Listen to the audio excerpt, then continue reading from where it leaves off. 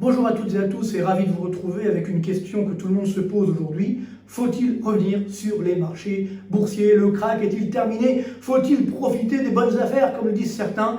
Eh bien, ma réponse est plutôt négative. Non, il ne faut pas encore revenir. Le krach, malheureusement, n'est pas terminé. Et on va voir pourquoi au travers de quelques graphiques, parce que c'est important, pas seulement de le dire, mais de visualiser pourquoi, malheureusement, il y a encore effectivement des scénarios difficiles pour les marchés boursiers et aussi pour l'économie mondiale. Ne l'oublions pas, les marchés boursiers reflètent une réalité économique. Donc, premier graphique, on se souvient déjà que ce krach du coronavirus, ce corona krach, évidemment qui est dramatique, ne vient finalement que corriger une bulle extravagante qui s'était formée ici en 2017-2020. Et donc on voit cet effondrement ici. La courbe rouge, c'est le CAC 40, la courbe bleue, c'est le Dow Jones.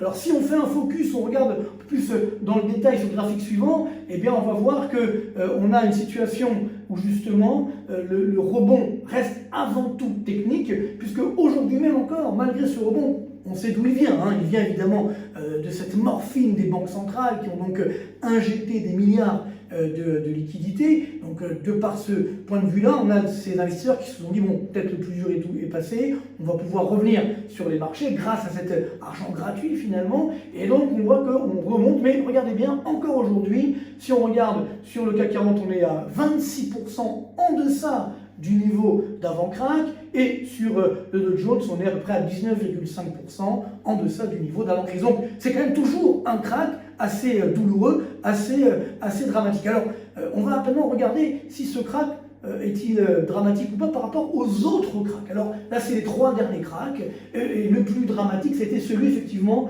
de 2007-2009, qui a suivi bien sûr la faillite de Lehman Brothers. Ça a commencé en 2007 avec la crise de subprime, après la faillite de Lehman Brothers, et donc on voit que en 370 jours, un krach qui a été un petit peu long, eh bien le Dow Jones a chuté de quasiment 54%. Donc si on se compare au krach actuel, vous voyez qu'en 29 jours, c'est vrai que c'est un krach beaucoup plus rapide, on a baissé de 37%. Donc c'est beaucoup, mais c'est encore largement inférieur aux 54%.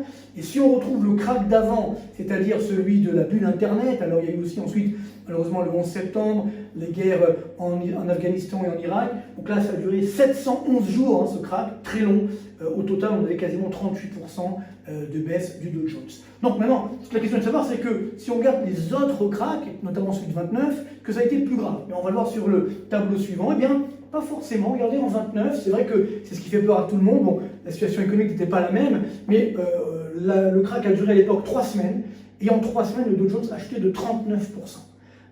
Alors on voit qu'on a, si on prend le krach de 87, moins 36%, là aussi en 3 semaines, mais les deux sont très différents, parce que après le krach de 87, en 10 mois c'était terminé. On avait retrouvé les niveaux d'avant-krach. Par contre, lors du krach de 29, qui était vraiment celui où le PIB mondial s'est effondré, notamment le PIB américain également, eh bien regardez bien, on a retrouvé le niveau d'avant octobre 29, on l'a retrouvé sur le Dow Jones en 1954. 24 ans et 7 mois plus tard.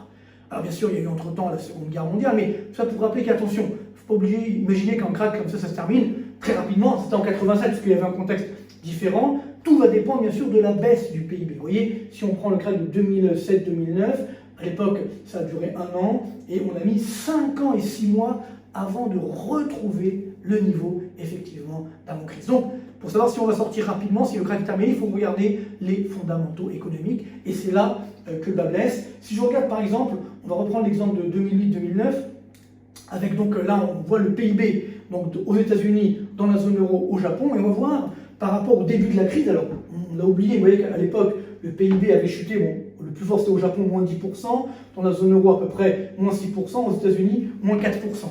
C'était donc le PIB qui avait chuté déjà à l'époque, on croyait que c'était comme 29, c'était seulement moins 4, moins 6%. Là, on parle aujourd'hui d'une baisse du PIB de l'ordre de moins 10%. Donc vous voyez, c'est pas du tout la même chose. Mais quand bien même, vous voyez, à l'époque, le PIB n'avait pas finalement tellement chuté. Et regardez, pour retrouver son niveau d'avant-crise, ça a pris 15 trimestres aux États-Unis, 22 trimestres au Japon, et regardez bien, 30 trimestres dans la zone euro avant de retrouver le niveau d'avant-crise. Et malheureusement, il y a certains pays aujourd'hui qui n'ont toujours pas retrouvé leur niveau du PIB de 2008. On voit sur le tableau suivant que je vous ai fait, pour justement regarder ces deux pays qu'on connaît, c'est bien sûr la Grèce. Regardez, en Grèce, aujourd'hui même, le niveau du PIB hors inflation est encore 23% inférieur à celui de 2008. Ceci avant la crise du corona, bien sûr. Et regardez l'Italie, malheureusement encore moins 5%. Alors imaginons ce qui va se produire.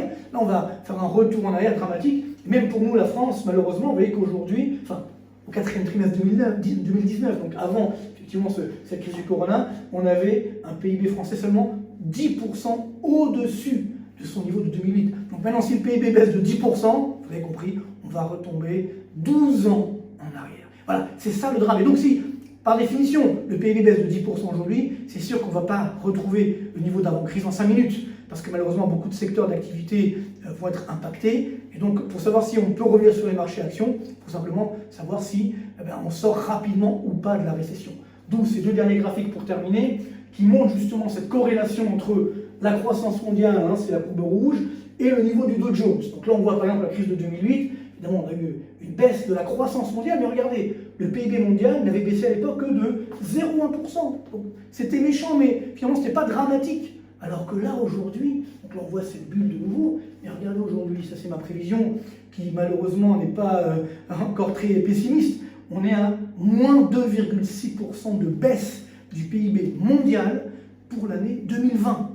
Donc, si on retrouve maintenant sur un autre graphique avec une base 100, donc vous voyez juste pour bien comparer, donc là j'ai mis en base 100 le Dow Jones, c'est la courbe bleue, et le PIB mondial en valeur, ça veut dire effectivement augmenter de l'inflation. Donc, on voit que c'est plutôt bien corrélé, vous voyez que normalement la courbe bleue et la courbe rouge sont assez bien connectées, sauf dernièrement, et c'est ce qui m'avait amené à dire qu'il y avait une bulle dramatique, c'est que là on voit que le Dow Jones avait explosé alors que la courbe rouge, donc le PIB mondial, commençait à ralentir. Mais si jamais, effectivement, le PIB mondial baisse, donc là, il y a une baisse de l'ordre de 6% du PIB mondial en valeur, ça veut dire avec l'inflation qui va augmenter, eh bien, on voit bien que cette baisse boursière est tout à fait justifiée. Donc le rebond qu'on a aujourd'hui, c'est un rebond un peu technique lié à l'action des banques centrales, mais qui malheureusement risque de repartir, puisque globalement, on risque très rapidement d'avoir des marchés boursiers qui repartent à la baisse pour se reconnecter à la réalité économique. Donc, bien sûr, en 2021, ça ira certainement mieux, puisqu'on aura, espérons-le, une reprise économique, mais néanmoins, en attendant de cela, les marchés boursiers vont rester extrêmement chahutés. Ça veut dire les montagnes russes vont durer avec des phases de très forte baisse, quelques phases de hausse également, mais ce n'est pas encore le moment de revenir sur les marchés actions, pas avant encore 10 à 15% de baisse de ces marchés actions, et donc à ce moment-là, évidemment, je vous avertirai sur notre chaîne YouTube. Merci à vous et à très bientôt.